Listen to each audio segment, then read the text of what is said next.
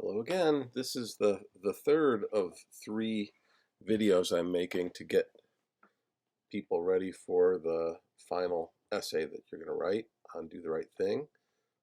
This video will be about um, Mookie, the character of Mookie, and I want to begin by thinking about the title of the movie, which is called Do the Right Thing, and the that phrase is spoken once in the movie when, kind of just out of context, the mayor calls Mookie over and tells him, always do the right thing.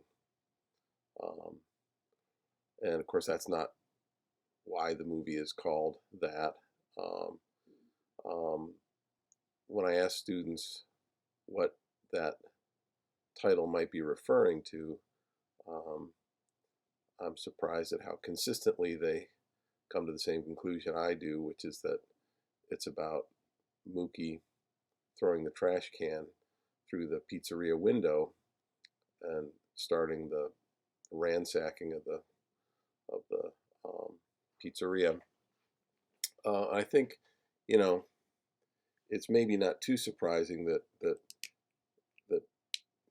people come to that same conclusion because, um, if you map out the arc of the story the way that they typically do, they kind of show that a story, um, the tension in the story kind of rises until the climax and then it resolves. In this one, we talk about how there's a bunch of little episodes and then there's that final dramatic rise in tension in the last half hour of the movie.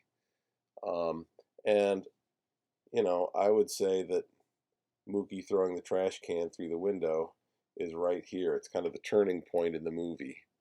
Um, um, the three friends confront Sal about having brothers on the wall of fame. Sal smashes the radio and lets fly with some racial slurs. Radio Raheem grabs Sal. They begin to fight. The police kill Radio Raheem, and the movie can't just end right there, right? Because there's kind of too much tension in the air. Mookie throws the trash can through the window, and people flood into the pizzeria, and it's then that the audience can recognize, well, this is how the movie ends. This is the response to what happened. Right? So I think um, um, it just kind of feels intuitively right to people that that's what perhaps the title is referring to. And it's a morally complicated act. That's another reason why it's sort of useful to think of it that way. Um, um, Mookie is um, several things. What I'd like to do is I guess make a list of reasons why Mookie. We could make two lists here. I won't do it. We'll just do it orally here. But you could make a list: right thing and wrong thing. What are the arguments for Mookie doing the right thing when he throws the trash can through the window, and in what ways is he doing the wrong thing? And um, if you were to be writing an essay on this topic, for example, you wouldn't want to say Mookie does the wrong thing because, or Mookie does the right thing because, and then have the essay only focus on one side of it, because it's a morally complicated act, and kind of like Radio Raheem's story of love and hate, where he says love and hate are all kind of mixed up together. Right and wrong are very often mixed up together, and um, we have choices for what to do in life, and whatever choices we make typically have um, both good and bad consequences, and so the act is neither completely good nor completely bad. Um,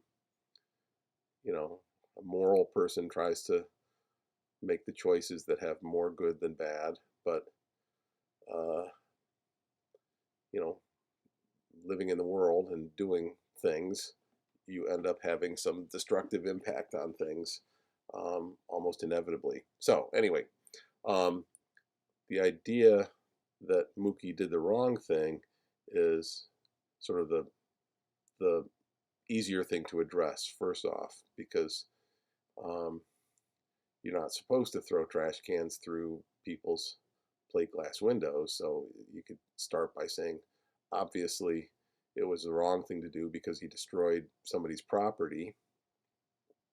Um, he also must have known that it would do more than just break the window, but it would direct the audience um, into ransacking the pizzeria. Um, and Sal had been good to him. Sal had said, "You're like a son to me. There'll always be a place for you here." And so, for Mookie to initiate the burning of the pizzeria like that, um, you could, on a superficial level, you could begin by saying that was the wrong thing to do, right? It's the kind of thing you could get in legal trouble for, because there are laws against destroying people's property because it's a bad thing, right? It does harm to Sal. Um, you could also say that when he initiates the destruction of the restaurant, he burns himself out of a job, which is a bad thing to do because um, he has his girlfriend and son, and those are financial obligations that he has, and his sister Jade, um, several times in the movie, talks about the fact that she's carrying Mookie financially, and so if he is out of a job, then he's more completely dependent on her. So he's doing something that's going to prevent him from upholding his responsibilities, at least temporarily, till he gets another job. Um, and you know, at the end of the movie, there's the quote from Martin Luther King, who says that an eye for an eye leaves everybody blind. Right? That expression, an eye for an eye, a tooth for a tooth, comes from the Old Testament, and it's usually understood to mean, um, kind of a primitive sort of justice, that if you poke out my eye, then the fair thing is for me to poke out your eye, or if you knock out my tooth, I'm going to knock out your tooth, and then we're even. It doesn't seem very morally advanced, right? Um, and the New Testament says that um, forgiveness is the proper response instead of revenge. Um, some people say that Old Testament passage doesn't mean if you poke out my eye, I'll poke out your eye, but um, instead it means if I poke out your eye, then I'm obligated to serve for you as your eye in life. In other words, it's a kind of restitution. I've poked out your eye, I've made you blind. Now I'm going to make it up to you by serving as your eyes and leading you through life. But what MLK is referring to when he says, eye for eye justice leaves everybody blind, he's talking about this kind of primitive revenge, just lashing out at somebody with violence. It's it's you could argue the wrong thing. Right? If you wanted to argue that what Mookie did was the right thing, you could say that he eye for an eye justice may not be the most morally advanced, but it is some kind of justice that he got for um, Brady Raheem's murder. Um, and you could say, well, he should have filed a report with the police and had an investigation. the movie, the very last scene of the movie, um, the next morning, the DJ Love Daddy is reporting that the official statement from the city of New York is that the mayor is going to get to the bottom of what happened last night, um, because the city of New York will not let people um, destroy property. So, if that's the official word out of the mayor's office, that shows you that the city is treating this as a property crime and not even addressing the fact that the property crime was in response to a police murdering uh, an unarmed citizen.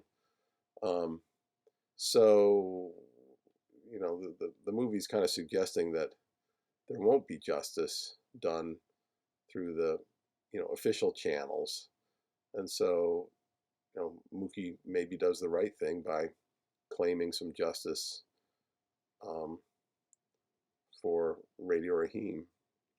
Also, if the city was going to bury the story and not even try not to even mention the fact that a person was killed, um, the burning of the restaurant makes the story a bigger story. It makes it more public. It draws attention to it, and in that way, he could be doing the right thing. Um, More significantly, I think, if we're thinking in terms of eye for an eye justice, when Radio Raheem is killed, the obvious eye for eye act, or revenge, would be to physically assault someone else on quote unquote the other side, and that the obvious people would be Sal and Sons, and so you know when Sal and his sons are standing in front of the restaurant and the crowd is chanting and yelling, um, Mookie takes them across the street and puts them into someone's front yard behind the little gate. It's a way of kind of seeing that they're protected, and throwing the trash can through the window could be a way of diverting people's anger towards the restaurant instead of towards a human being. And in that way, it may be very much a good thing that Mookie did. Um, Another way to look at it is that um, the next morning, when he comes to meet with Sal to collect his money, his salary, um, Mookie, you Sal is angry at Mookie and tells him that um, you stood. Sal says you stood by and watched them burn me down, which is actually kind of a kind way of putting it, because Mookie didn't stand there and watch them burn it down. Mookie initiated the whole thing, but um, Sal, kind of softens what his description of it, to ease Mookie's guilt in the situation a little bit. But Mookie's response is, you're going to get over on the insurance company anyway, Sal. That's how the deal works. That line reveals to you what one of Mookie's motives were. Um, he understands that Sal will get insurance for the burned out business, um, and if the restaurant had survived the night without burning, um, clearly that business is not welcome in the neighborhood anymore. It's Sal's business is over, right? I mean, the Sal's Pizzeria is dead, um, and um, so what Mookie did allowed Sal to cash out and get the full cash value of his business, which is doing him a favor, right? At the same time that he's protecting Sal from physical harm, um, and giving the neighbors a way to vent their anger and claim some kind of justice. He's also, you could say, you know, I said one way to think about the fact that this is the wrong thing to do is that he burns himself out of a job, and that's irresponsible when he has um, a dependent, and he is a dependent on somebody else. Um, but you could turn that around and say that the fact that he destroyed the restaurant um, puts himself out. It was a self-sacrificing act. He sacrifices his own job and his own position in order to give the neighbors the the sense of justice that they want, and in order to get Sal the insurance money that he could have coming. Um, so another thing is that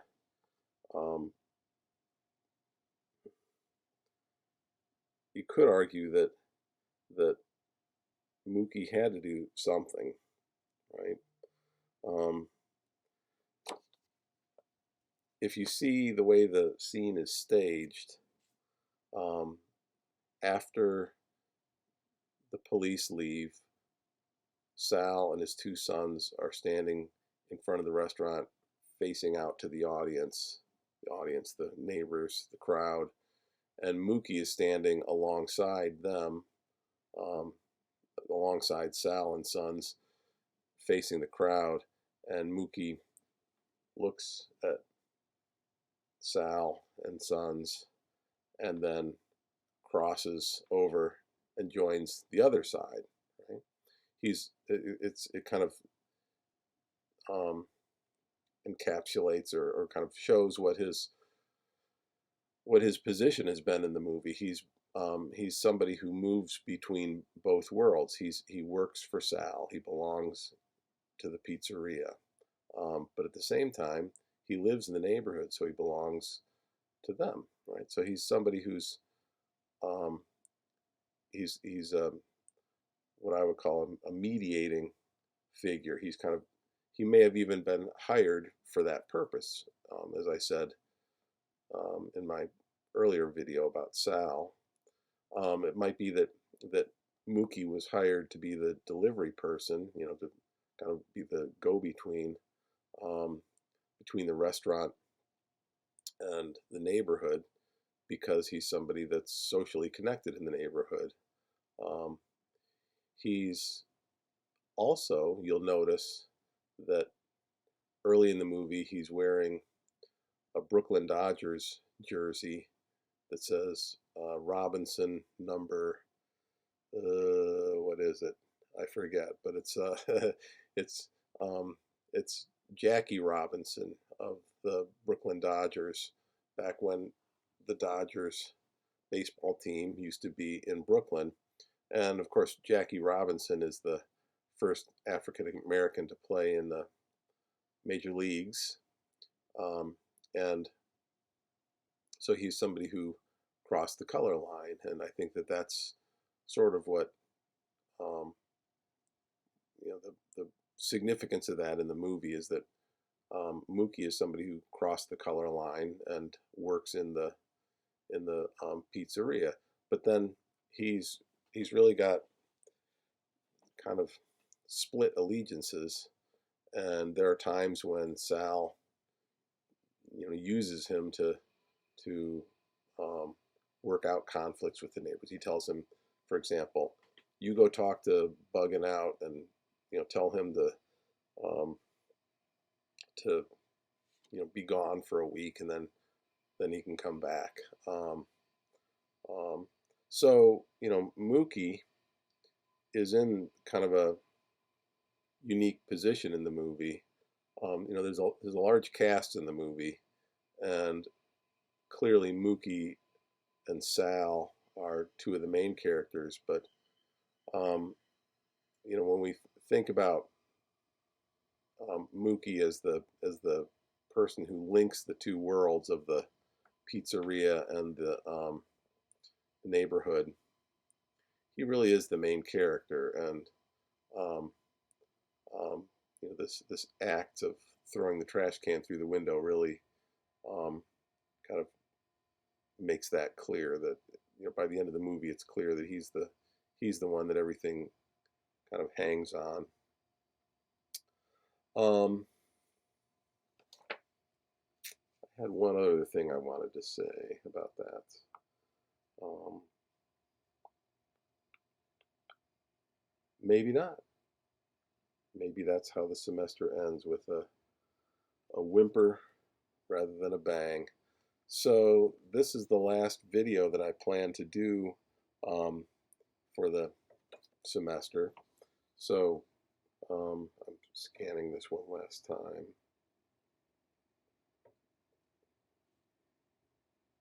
Oh, this is the other thing I wanted to say. Um, you could argue that Mookie could have um, stood up and talked the crowd out of their angry response to Sal.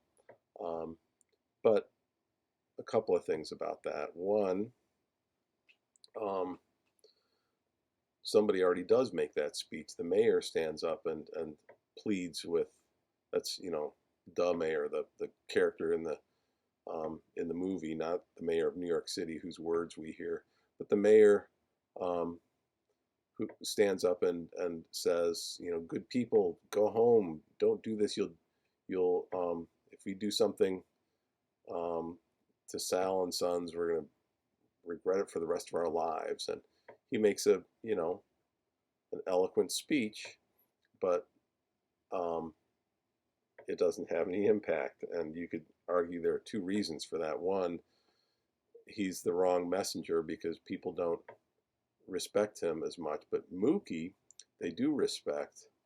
Um, if Mookie were to make a speech like that, you could argue maybe it would have some impact. But then again, Mookie, I think his allegiances are split, and he you know this complicated act of throwing the trash can through the window. It's not either a good thing or a bad thing, the right thing or the wrong thing. It's both. Many things we do for mixed motives. Right, we have more than one motive for the things that we do, and in this case, he chose an act that had multiple motives.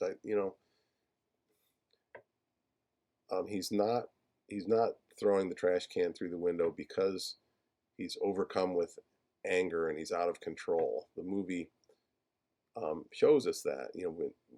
We can't hear his thoughts, but when the crowd is angry and yelling at Sal and Sons, um, Mookie is standing off to the side and he's looking at one side and the other, and he's not shouting and shaking his fist. He's looking kind of um, he's looking depressed, I guess. He's kind of looks hangdog, and he does this. He kind of looks both ways, and then he kind of wipes his face like that, like he's reluctant. He's making some decision, and he's reluctant to actually carry it out. And that's when he walks over to where the trash can is, and he takes off the lid and he takes out the trash.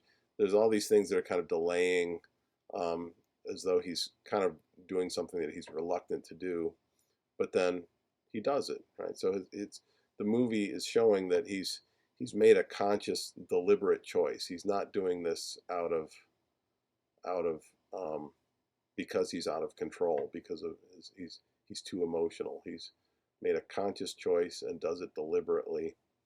Um, and there's plenty of evidence in the movie to support a range of emotion of motives behind what he did. Okay, so this would probably be then the last video that I'm going to make for the semester. Um, so thank you all for listening, and I wish I had been in the class and it wouldn't have been a bunch of monologues on a videotape, but it would have been discussions. It would have probably been more interesting for you that way, but thank you for tolerating it. Um, the final essay that you're going to write, I have put up uh, revised a revised description of it, and I've kind of structured it a little differently so you can take it anytime you like during finals week, and you have an hour and 45 minutes to write once you open up the quote unquote quiz. It's it's an essay that you're writing, but it's under the function in Moodle. It's called quiz. So there are 3 topics: one on Mookie, one on Sal, one on bugging out. And when you go to take the to write the essay, and you hit start attempt, it will give you an hour and 45 minutes, as I said, to do your attempt. You have an hour and 45 minutes to write the story, or to write the essay, and it will randomly choose one of those 3 topics to assign to you. Okay? Given what I've said in the 3 videos about the 3 characters, it should be pretty clear, pretty obvious to you what the questions will probably be about. Okay? Stay safe, stay well, and see you on campus in the fall, I hope. Bye.